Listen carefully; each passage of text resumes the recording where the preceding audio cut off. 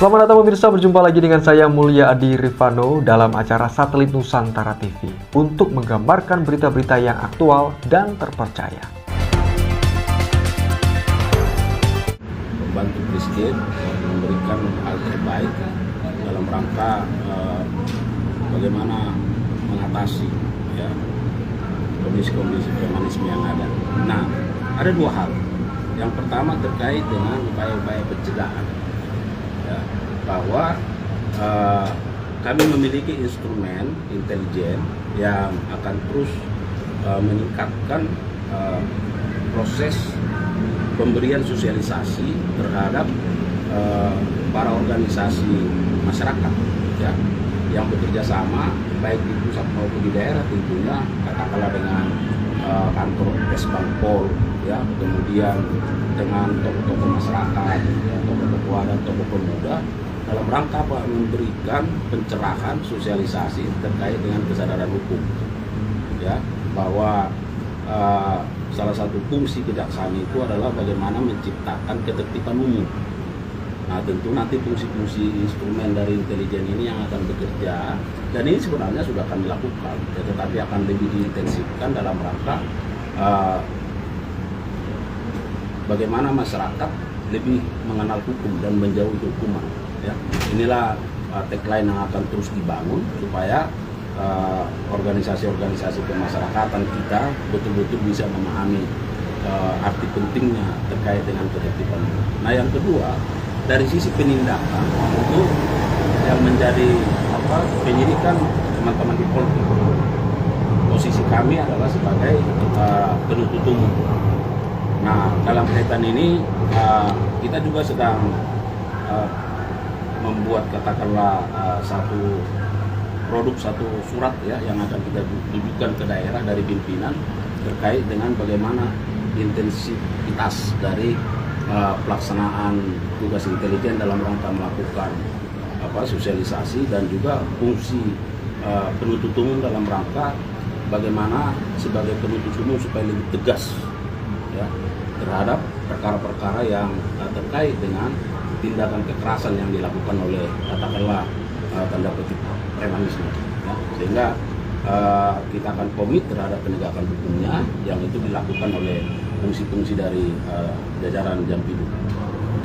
Dan itu jatuhnya cuma hidup doang atau bakal eksis kan terbilang premanisme ini kadang dibaikin sama pejabat-pejabat tertentu di kan itu masuk penyelenggaraan kuasa yang masuk dalam tipikor. Kan harus dibedakan, kan harus dikembalikan ke unsur-unsur apa sih yang dimaksud dengan tindak pidana korupsi, kan? Nah, jadi tidak semua katakanlah seperti yang disampaikan tadi itu menjadi bagian dari tindak pidana korupsi, kan? Nah, itu akan nanti dipelajari secara situasional seperti apa kasusnya di lapangan.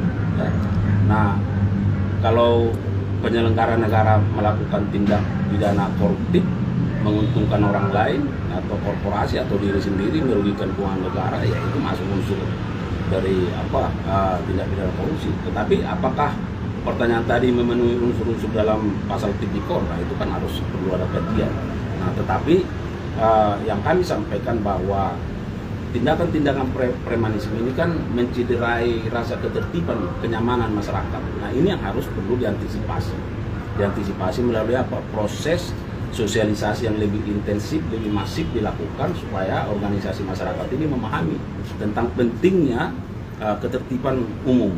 Nah, sedangkan fungsi-fungsi penegakan hukum dalam hal ini tentu jajaran Jampidu, karena ini merupakan bagian dari street crime atau general crime, atau tindak pidana umum, maka fungsi-fungsi kami di sini akan lebih intens, lebih tegas dalam rangka menegakkan hukum terkait dengan tindak pidana atau kejahatan yang bersifat premanisme, kategori premanisme.